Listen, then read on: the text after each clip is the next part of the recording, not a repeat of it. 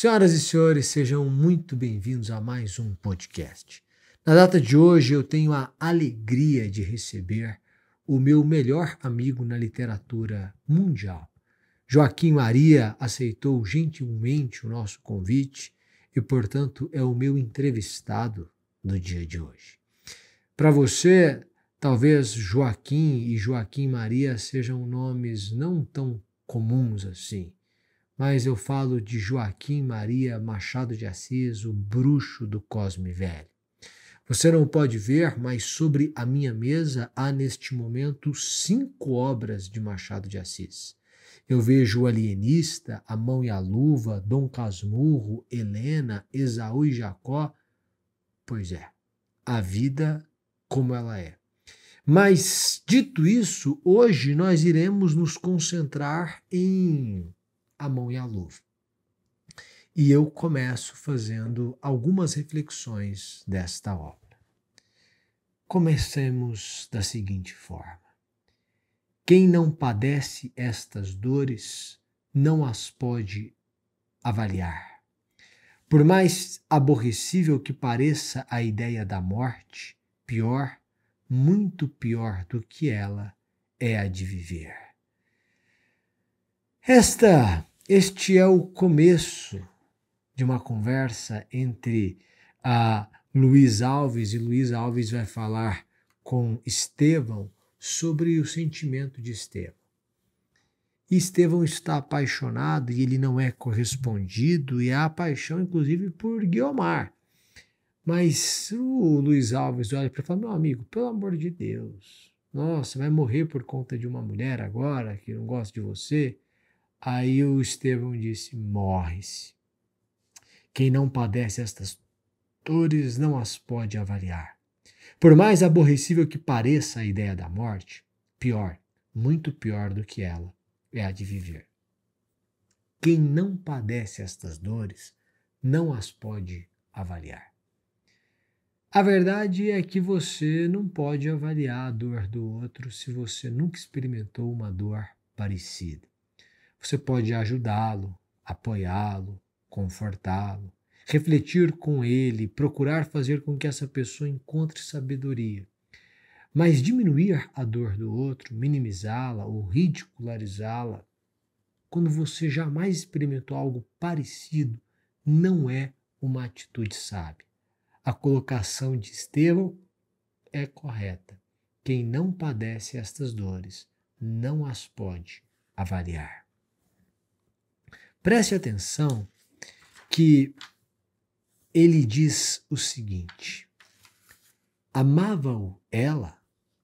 Estevão dizia que sim, e devia crê-lo. Preste atenção.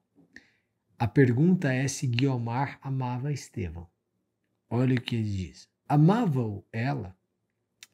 Estevão dizia que sim, e devia crê-lo. Alguns olhares ternos, meia dúzia de apertos de mão significativos, embora a largos intervalos, tudo isso dava a entender que o coração de Guiomar, chamava-se Guiomar, não era surdo à paixão do acadêmico. A verdade é que o amor dá sinais, e neste caso o amor não dava sinais. Quem dava sinais era o amante. Não era a paixão que dava sinais, era o apaixonado. Porque, de fato, olha o que Estevão considera como sinal de que Guiomar gostava dele.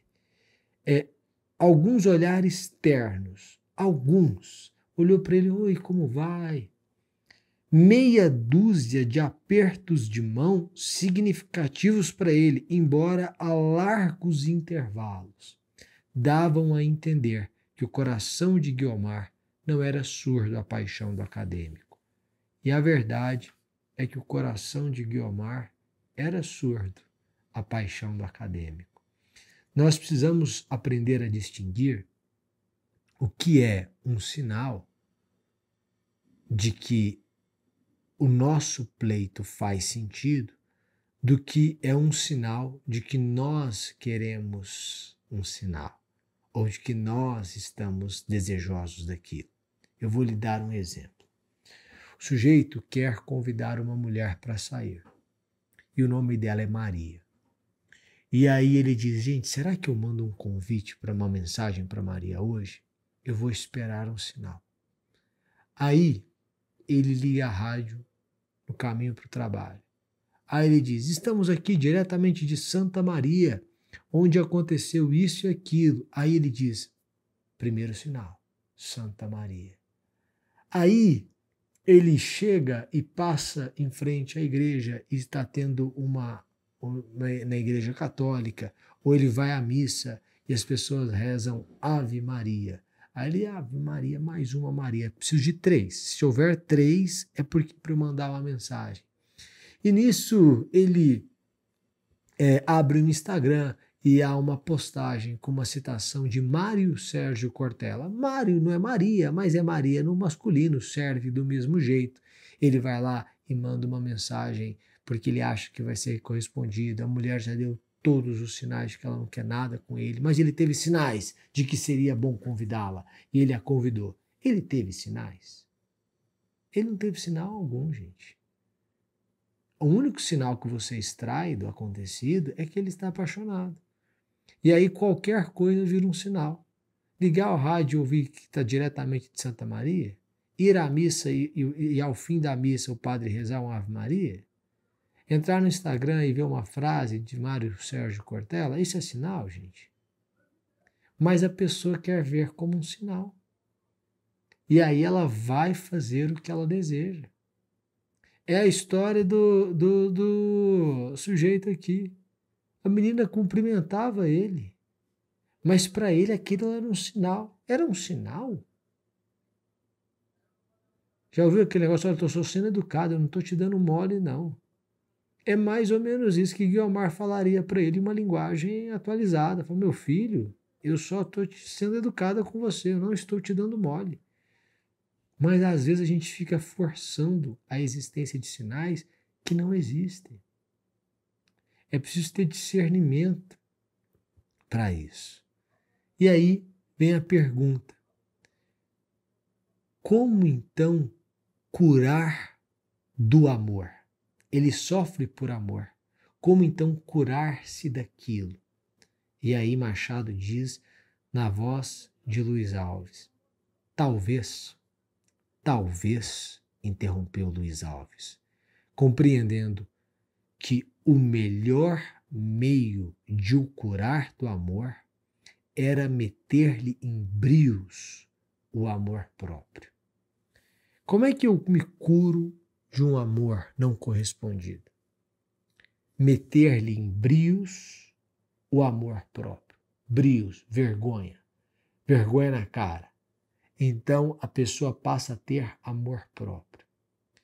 Ah, uma pessoa não me quis e agora minha vida acabou. Não, minha vida não acabou. Essa pessoa não me quis, faz parte. Ela não é obrigada a me querer. Eu também já não quis outras pessoas. E isso por diversos motivos. Às vezes ela está gostando de alguém, às vezes ela está saindo com alguém, às vezes eu não faço o tipo dela, às vezes ela tem uma imagem ruim de mim, porque alguém foi lá e me queimou antes de eu conversar com ela. Então ela não me quis. E agora? Agora eu vou tocar minha vida, né? Quem me ama não me quer, quem me quer não vou querer. Não dá para você citar Marília Mendonça. Todo mundo vai sofrer, não. Eu vou meter-me em brios, ou meter a mim brios de amor próprio. Eu sou uma pessoa boa, eu sou uma pessoa estudada, eu sou uma pessoa trabalhadora, eu sou uma pessoa bem intencionada, bem apessoada, eu vou encontrar uma outra pessoa. Então eu consigo enxergar em mim valor. Muitas vezes você vê uma pessoa desesperada por um amor não correspondido, e a verdade é que falta a ela brios de amor próprio. Assim, olha, a pessoa não te quer, mas ela não é a última Coca-Cola no deserto, né? E nem a penúltima. E como ela, você encontra aos montes. Não há razão para esse desespero. Tenha um pouco mais de amor próprio. A dor dele era uma espécie de tosse moral. que aplacava e reaparecia. Intensa às vezes mais fraca, mas sempre infalível. A dor dele era uma espécie de tosse moral. Machado de Assis é espetacular, né? Então, vira e mexe, ele sentia essa dor. Às vezes mais forte, às vezes mais fraca, mas sempre ele sentia essa dor. Existem certas pessoas que eu chamo de pessoas museu. Gente que estaciona a vida no passado e que se alimenta do passado e que vive do passado. Essas pessoas foram vítima de alguma coisa em algum momento da vida. Pode ser de uma traição, pode ser de uma mentira, pode ser de um fracasso, de uma quebra. E a pessoa simplesmente estaciona a vida ali. E quando ela estaciona a vida ali, ela passa a viver da lamentação do que aconteceu. Aquela dor, que foi um capítulo triste da vida dela, se torna a vida dela. E ela faz do capítulo triste o capítulo final, um capítulo que não acaba. E isso faz com que aquela dor se mantenha. Em alguns dias ela acorda com a dor mais forte, em outros com a dor mais fraca, mas sempre com aquela dor. É uma espécie de tosse moral. Não faça de uma dor sua uma tosse moral. Não faça de um capítulo triste da sua vida o último capítulo da sua vida. Porque senão você vai se arrastar com isso.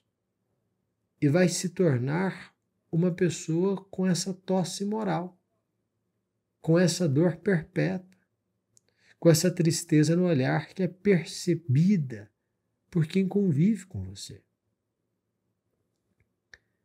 O amor é uma carta, mais ou menos longa, escrita em papel velino, corte dourado, muito cheiroso e catita. Carta de parabéns quando se lê. Carta de pêsames quando se acabou de ler. Tu que chegaste ao fim, põe a epístola no fundo da gaveta e não te lembres de ir ver se ela tem um post-scriptum. Post-scriptum. Isso aqui é fantástico, né? O que é o amor? Olha o conceito de Machado de Assis aqui, mas na voz de Luiz Alves, né? Luiz Alves, nesse momento, é um pragmático. O Estevão está sofrendo por amor e o Luiz Alves olha para ele e diz: Estevão, o amor é uma carta, mais ou menos longa. Depende, para alguns ela é mais longa, para outras é menos longa. E ela é escrita em papel velino, corte dourado, muito cheiroso. É linda a carta. Quando você olha para aquela carta, você quer ler a carta. Você é envolvido por ela. E quando você lê, é uma carta de parabéns. Quando você começa a ler e você está no meio, é uma carta de parabéns. Então, é maravilhosa. Mas quando você termina de ler, é uma carta de pêsames. Porque acabou. Porque morreu. Porque chegou ao fim. Aí ele diz: tu que chegaste ao fim, põe a epístola, a carta, no fundo da gaveta. E não te lembres de ir ver se ela tem um pós-scriptum. Não vai lá ver se tem mais alguma parte, se esse amor pode render mais alguma coisa, se há um pós-scriptum. Acabou. Acabou. Acabou. Acabou. Vou fazer o quê?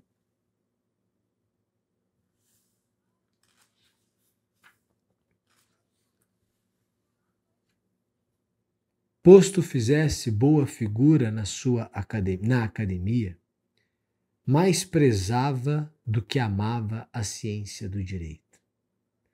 Suas preferências intelectuais dividiam-se, ou antes abrangiam, a política e a literatura.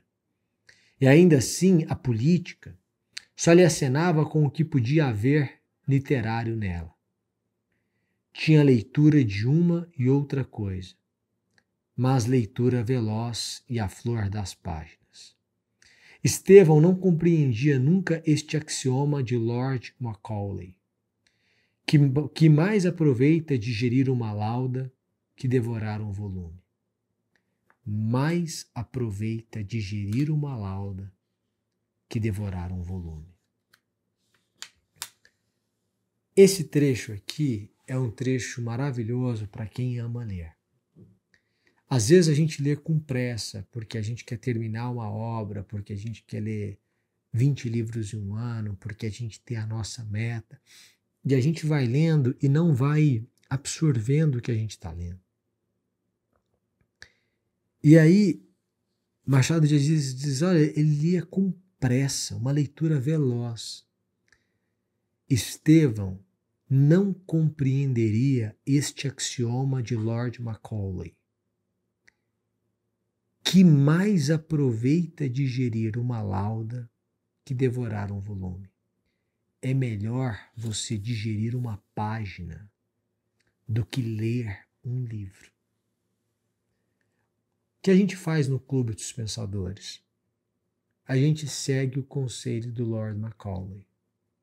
Algumas pessoas dizem assim, não, mas vocês leem 15 minutos por dia, vocês leem 12 obras no ano, o que parece uma meta, e é uma meta. Mas é uma meta que exige de você 15, 20 minutos por dia, tempo que você tem. Então você olha para mim e diz assim, tudo bem, tempo que eu tenho, mas veja você que quando eu destino 15 minutos por dia para ler, quer dizer, eu estou lendo poucas páginas. Estou lendo 10 páginas por dia, eu vou demorar 20 minutos para ler. Isso significa dizer que eu estou lendo um pequeno trecho da obra.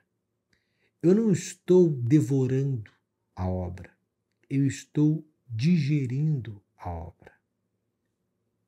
Mais vale digerir uma página do que devorar um volume. Quando a gente pega aqui a mão e a luva e começa a refletir sobre trechos interessantes da obra, o que a gente está fazendo? A gente está digerindo o trecho. E essa digestão que produz mudança e pensamento crítico, e não a leitura assodada da obra. Ah, és tu, disse ele vendo Luiz Alves, quando chegaste? Hoje mesmo. Venho sequioso de música, Vassouras não tem lagrua nem Otelo. Vieste lavar a alma da poeira do caminho. Eu adorei essa expressão, né? Vieste lavar a alma da poeira do caminho. Luiz Alves chega ao Rio de Janeiro e ele encontra o Estevão no teatro. E aí o Estevão falou, mas você chegou já? Eu falei, cheguei. Eu vim precisando de música, porque Vassouras, onde ele estava, não tem lagrua nem Otelo. Quem mora no interior tem essa sensação. Às vezes a pessoa vai para São Paulo e ela diz assim, eu quero ir ao teatro. Então ela chega em São Paulo e vai procurar um teatro para ela poder ir. Por quê? Porque na cidade dela não há peças, não há concertos, não há nada. Então ela olha e diz assim, tá, o que acontece? Ela está sedenta. Ela está sedenta por bons restaurantes, ela está sedenta por bons museus, por bons programas culturais. Por quê? Por que se eu vou a Paris eu preciso ir ao Louvre? Porque não há Louvre em Brasília. Não há Louvre na minha cidade. E, portanto, nós vamos sequiosos de cultura. Quem mora no interior entende. Aí ele diz, vieste lavar a alma da poeira do caminho. A cultura lava a alma. À medida que nós andamos, nós vamos experimentando uma poeira no caminho. A cultura lava a alma. Ele não viu mais que um roupão. Estevão afiou os olhos para contemplar aquela graciosa madrugadora.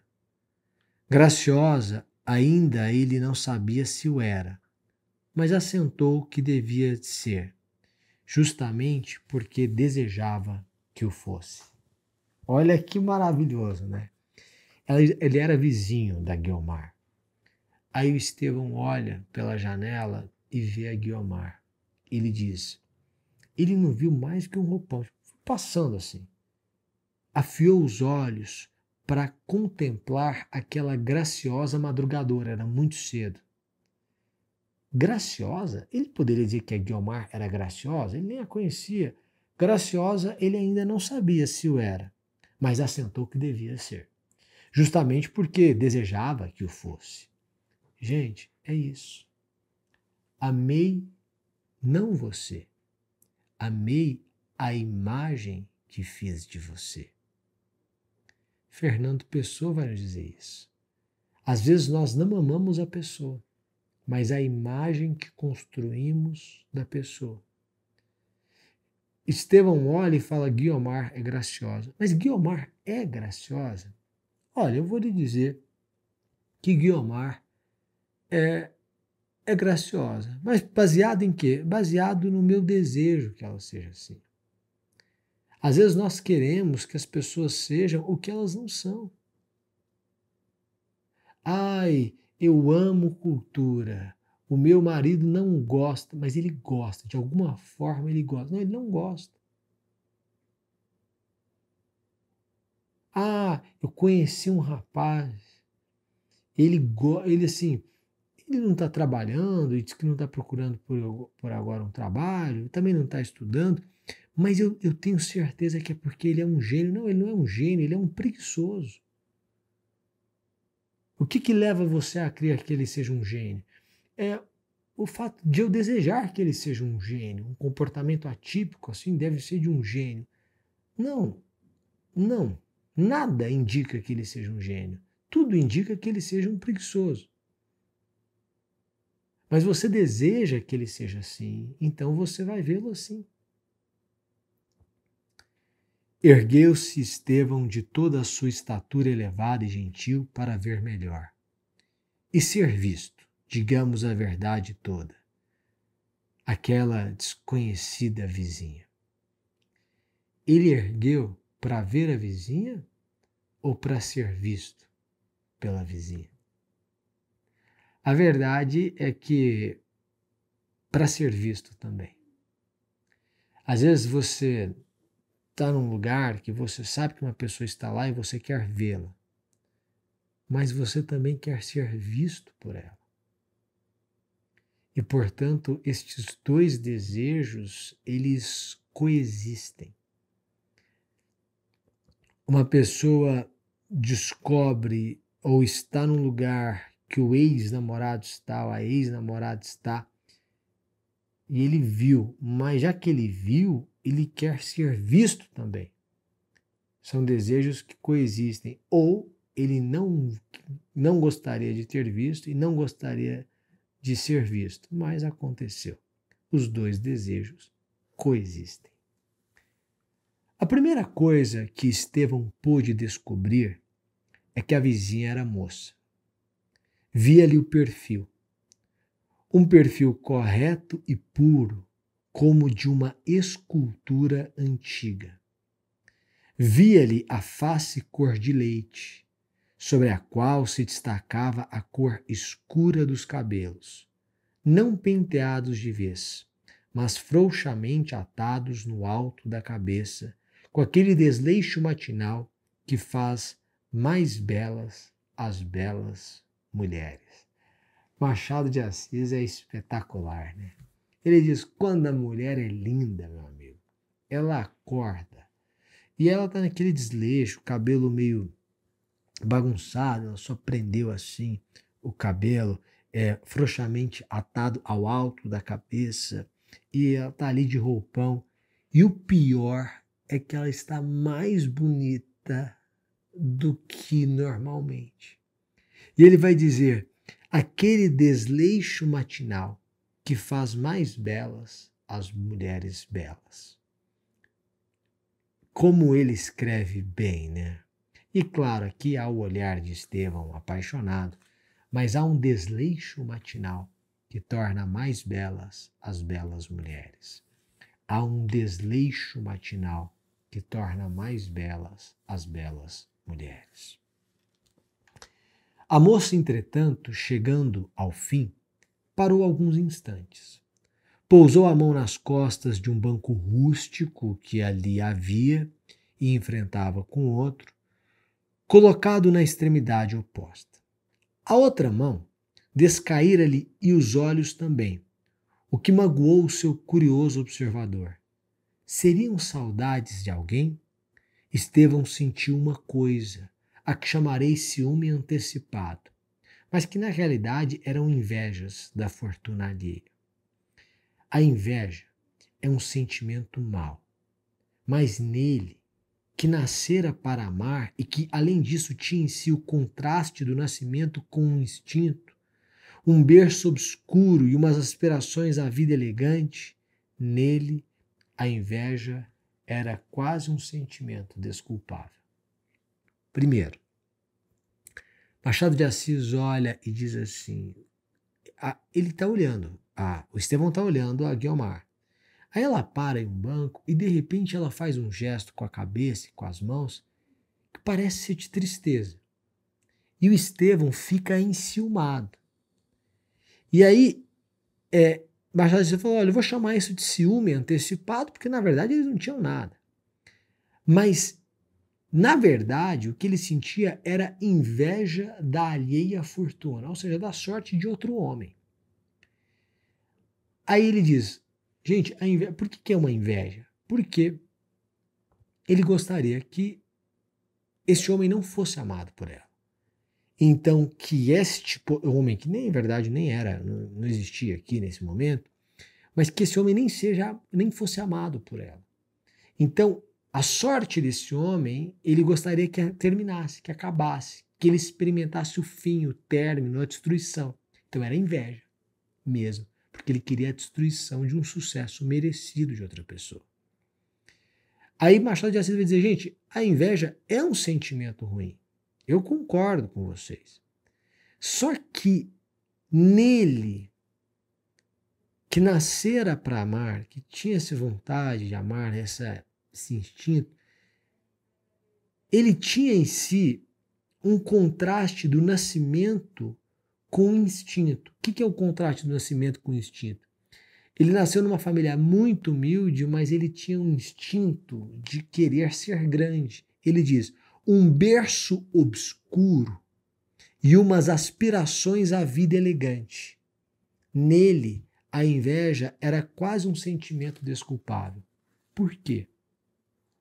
Porque ele vinha de um berço obscuro, ou seja, ele vinha de uma família muito humilde, muito pobre, nada relevante, digamos assim, e instintivamente ele queria a nobreza, ele nasceu com esse gosto pela nobreza. Ora, se a pessoa nasce com esse gosto pela nobreza, esse amor pela nobreza, essa pessoa, ela não... E ela nasceu num berço obscuro, digamos assim, ela vai sentir inveja de quem teve uma sorte diferente.